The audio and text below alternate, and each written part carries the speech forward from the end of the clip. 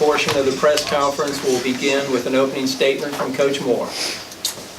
Just couldn't be prouder of a team and a group of young ladies. Our two seniors, I just thought they set the tone right from the start of the game and with some toughness. And this freshman's not bad either. And so just proud of the whole team, though. Again, been through some adversity, and they just amaze me, keep amazing me. And I thought the rebounds, first half we gave up 10 offensive rebounds, so we were really disappointed with that. Second half, thought we did a much better job. We did a pretty good job against their press. I know we had 16 turnovers, but I know some of those were offensive fouls and tripping fouls and things like that.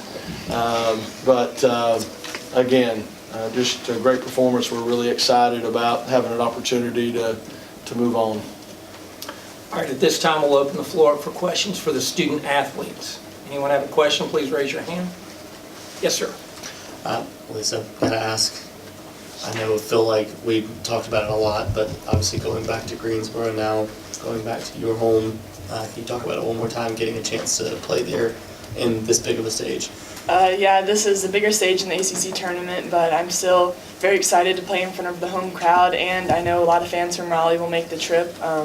So that's just credit to Wolfpack Nation, like we love them. And just playing there and our team together, I think it's going to be a great atmosphere for us. Let's go. Jones, go ahead. Go ahead, Jones. This for Dee.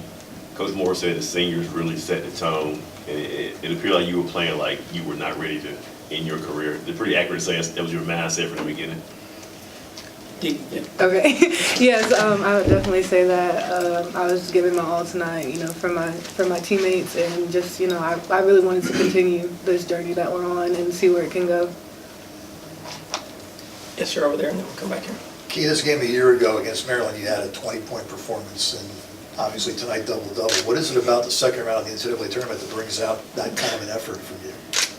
Just the will to keep playing. I definitely want to come out and perform for my teammates, and also it is my senior year, so I wanted to keep it going as long as I can. Do you have another question? Yeah, Dee, for you, being here for 4 years through this program, seeing where it was, obviously not making the NCAA tournament your first year to where it is now, making it to consecutive Sweet 16s. How much growth have you seen in this program as yourself and the team overall?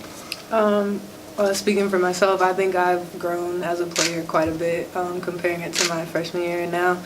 And then just the program, I think we've always had the ability to get where we are. I guess just more people bought in as the years went on, and I think that future people on the team, as long as they buy in, can keep going and go as far as they want. So. Yes, sir.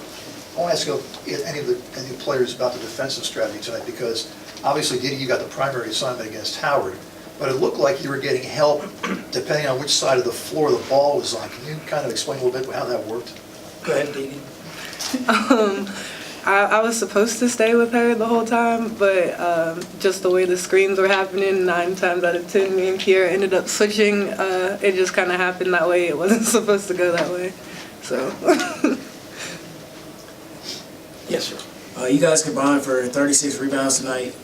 Pretty big. I know rebound has been a big key this entire season. How much of a focus was that coming into tonight's game? Lisa, could you answer that, please? It's always a huge emphasis for any game that we're in, and we just knew that rebounding is going to win the game for you. It's not necessarily the threes and stuff like that. It's rebounding. Landon, do you have questions? This is for Kiera.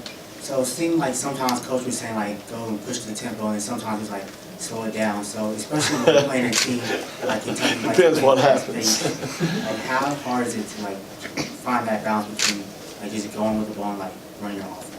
I think you got to pay attention to time and score. I know early on we were playing a little bit more fast-paced, but once we built our lead at the end of the game, he wanted to run the clock down a little bit and utilize our plays and just run through that and use the shot clock. So I think that that's how we separated the two halves.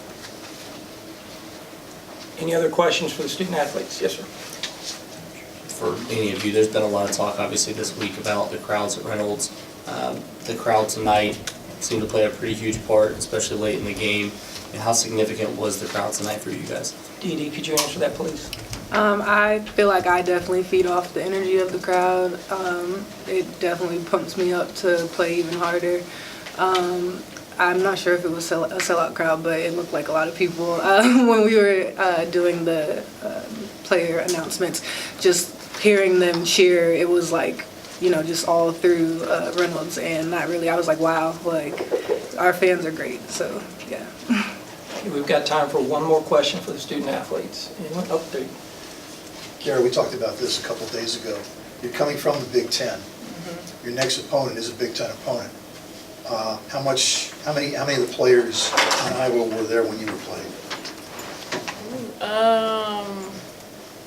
I would say I remember Gustafson, the big post, and then I remember their point guard, and another wing. So I remember about 3 of their players. So you've got some insight on Meg Gustafson. Just a little bit. Pass that along to the rest of the folks, I'm assuming. Yeah. All right, ladies, thank you very much. Congratulations. Have a good evening. Thank you.